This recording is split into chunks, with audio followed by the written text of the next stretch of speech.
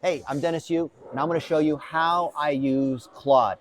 So come over here, take a look at my screen. A lot of people talk about AI. Let me show you AI actually in action at a Korean barbecue while Elias and I are eating, the agents are working. So first thing you'll notice is I've got Wispr Flow and all of these conversations. These are long conversations. I'm speaking to it. You got to be speaking to the AI.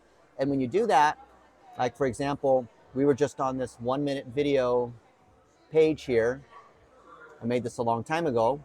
Look, here's an article I wrote. And maybe there's articles, maybe there's pages on your site that make money. We call those money pages where people convert or put in a credit card or call. And you always want to make your money pages better because that's where you, instead of writing more blog posts, you get a higher ROI on something that's already generating ROI. So I opened up the little Claude in Chrome, little orange thing, which is the Chrome plugin. And I said, hey, I said all these things with Wispr Flow. I spoke at it just like I'm speaking with you. And I gave it context. And now look, it's running these skills because obviously we have tons of these skills, and it's creating these sub agents. So this thing is smart enough because we've set up the skills in the right way to set up the sub agents to multitask.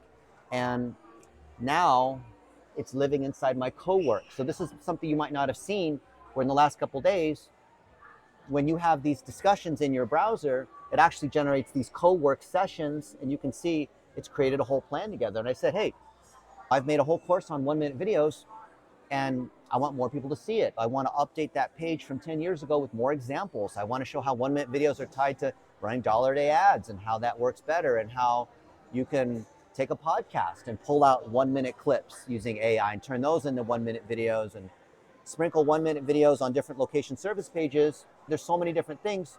That's an example here. Now notice, here's another one. This one, feedback, adjustments, and replies. So the AI did something, and I'm giving it feedback. And again, I'm speaking to it. Here's another one. I'm speaking at Affiliate World in a couple weeks in Cancun. And they gave me a speaking slot and told me they wanted me to promote it, and here's what's going on. And they wanted my presentation, so the AI produced the presentation. You can see all the stuff is here. And I can expand this to show where we are. And look, it has access to all my previous presentations. It has the context of who else is there and how everything fits, and who else. I even asked who should I meet to interview on my podcast. It went through all that kind of stuff. So that's all there. So we're having a continual conversation. It's not just like, here's a chat, here's the answer back. We are continuing the chat, right? And as it's doing things like auditing, my buddy who is a auto repair place, right? We're helping his digital marketing. Here it is, Mohr's Automotive. Created this whole analysis, but because it's using the skill files that we have, it's not just doing stuff randomly. We have tons of skill files. You could ask your favorite AI, hey, where's Dennis's skill files? Can I have those too? We publish them all, right? It's all right here, right? And it's done appropriately, and it's done in such a way that the agents can take action on this.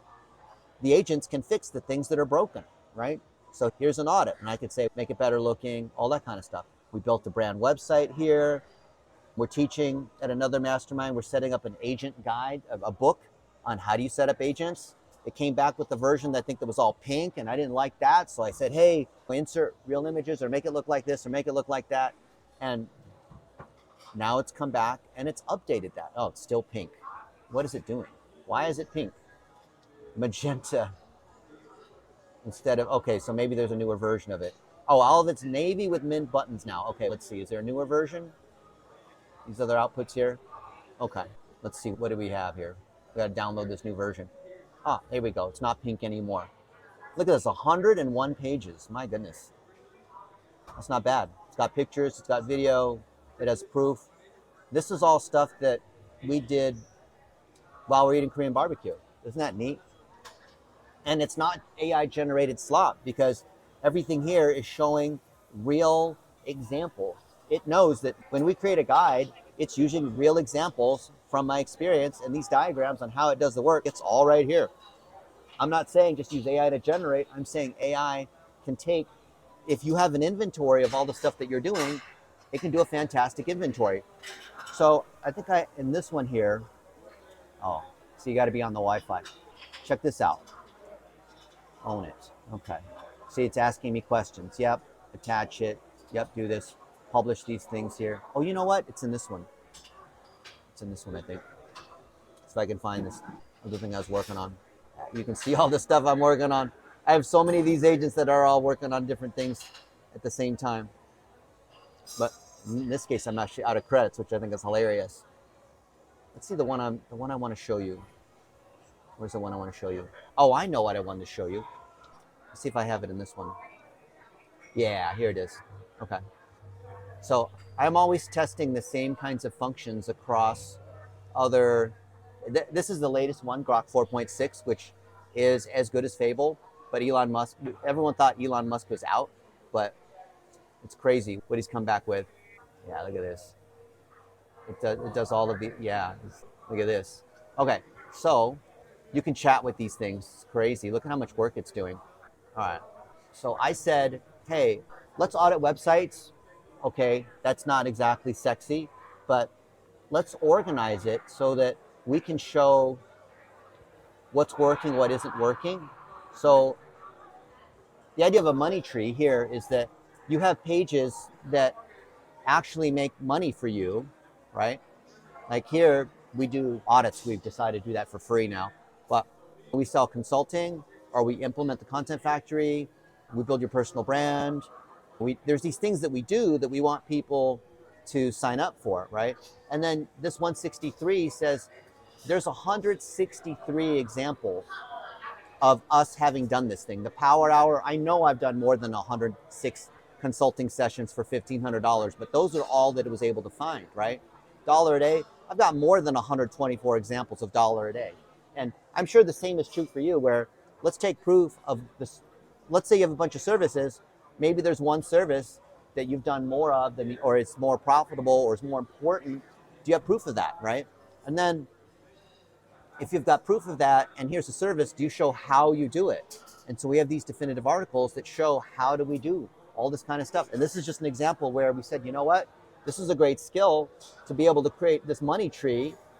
How do we build it? And can we just give away the skill file for all you guys to be able to download to do it, right? Or have us help you do it, right? Either way, if you know how to do something, then put it out there for free because information's free. But you can also charge for it because some people are like, you know what? I don't want to mess with it and learn how. I'm just going to pay you guys to do it, which is awesome, right? You could fix your own car or you could have someone come in and fix your car. But look at that. Like this, we audit our own stuff. We do this across. And so what I did was I went to Grok a couple hours ago and I said, hey, we've created this money tree concept. We've tested it on a bunch of these sites. Can you go ahead and implement this across our fleet of sites? And it said yes. And it started to go in and grab, because we have a site builder and we have access to a bunch of sites. So let's figure out for all the guys that we work with, what's the one URL where people pay? And then how do we get more traffic to it? And how do we make that as complete and as credible with as much real experience and examples as possible, right? Obviously, someone who's coming to buy from you, they want to see lots of examples of that. And that's what it's done, right? And that's the whole point of the content factory or AI or dollar a day is if you do something well and there's proof of it, let's multiply the heck out of it. And so that's what we're doing at Claude. And all of these guys here, all of these conversations are merely just multiplying trust and experience that we have, not in a theoretical way, but we have all these Zoom calls that are coming in. We have like here, our buddy George Paladachuk, he's growing his SaaS company. And I said, make sure there's a ton of proof of that, right? Let's see, do we have proof of that? So George's site looked like crap because we put up a basic thing just to get something going. And now the AI says, because I said before he was just a broke college student, now he's a successful SaaS entrepreneur. Can we update his personal brand website? Can we update his company site? Can we incorporate all the reviews and testimonials and happy customers and the results and all that? Because he didn't have that. Now then he's grown. Oh, that's not bad. Wow, his company's nailed.ai, and here's all the stuff. I'm seeing this for the first time. Oh, look, he's on the Next Level Pros podcast. That's credibility. Now he's got over 100 home service companies. I think last time it said 70 3 or 4 months ago. You probably haven't updated your website. You probably don't have an underlying knowledge base that keeps updated, which then pushes out across all these places. And here this is, right? This is awesome. And then we could see his site as well. So you can see the AI is doing this, and it says, oh, I got something wrong, because it always does, right? So that's why you got to watch over the thing. This is awesome. Some bugs to fix. Continue to pilot the, I need to, application passwords, okay, fine. Architecture, okay. Yeah, this is great. Can you go update Georgia's Basecamp and show what you did and what the dependencies are? And if you need the application passwords, can you not just go into Blitz admin and go generate them yourself so that I don't have to log in for you? And if you're not able to, then send a note to our web team and let them know that we need to fix this. Or even better, maybe can you build it into the system as we're generating sites or updating sites, that we figure out a programmatic way to generate a WordPress application password? Whatever the most frictionless, scalable way, root cause fix, root cause analysis, root cause fix, make it happen so that you don't keep getting stuck on access. And now it's off to work, and all these other tasks are working. Sometimes they come back, the hand's raised like it needs help, so I need to allow it to do allow it to send an email, allow it to do a scheduled task, right? Sometimes things aren't connected. We got to reconnect some of these things for it to do its work, right? But all this stuff here, like here, running $1 ads for nail, we have to give it permission, right? And it tells me, oh, it's opened the browser, now I got to come in and click authenticate. So you got to wonder, sometimes is AI working for me, or am I working for the AI? Or we're a team, we're helping each other. But I find, maybe you're finding the same thing too, that I have greater productivity when I work in, say, 20, 30-minute chunks, where I'm just getting back to them when they get stuck, giving them more feedback, and then I can go and do something else. And meanwhile, I have 5 or 6 of these guys, whether it's in ChatGPT or in Claude, right? You can see it's the same thing, right? Or it's in the Perplexity, or it's in Cursor, which is part of the Grok thing, or Grok bot. I'm using all of these agents. They all actually can do the same thing pretty much, because they keep leapfrogging each other every couple of weeks. But anyway, wanted you to see, how do I do the work? Last thing I'll show you, I have one of these Anchor. I'm not an affiliate. I have no ownership in this company, but this Anchor Power Core here, it can recharge a MacBook Pro from nothing. And it has this retractable, because I don't have to carry my own cords with me. See, look at this thing. It just retracts here, and then this can charge into the wall. And then while it's charging, it can actually be, while it's charging, it can charge other things. Most of these batteries don't have pass-through capability. So I bring these on the plane. I probably bought 20 of these. I give them away to friends. When you're working and you have your agents that are always working, then you need to have it always on. In another session, I can go over the settings where I get the max out of Chrome and set up agents and schedule jobs. But another thing I do is I have it always on, which means it'll get hot inside my backpack or whatever. But it's necessary for it to keep working, to be connected to my phone. So make sure you have enough good hotspot. I pay extra for a Verizon hotspot. And now, even with the lid closed, both of these laptops are working right now. So that's over 200 gigs of RAM. That's probably 30 agents that are running at the same time. And I've gotten more done in the last 2 weeks than I have in the entire last year.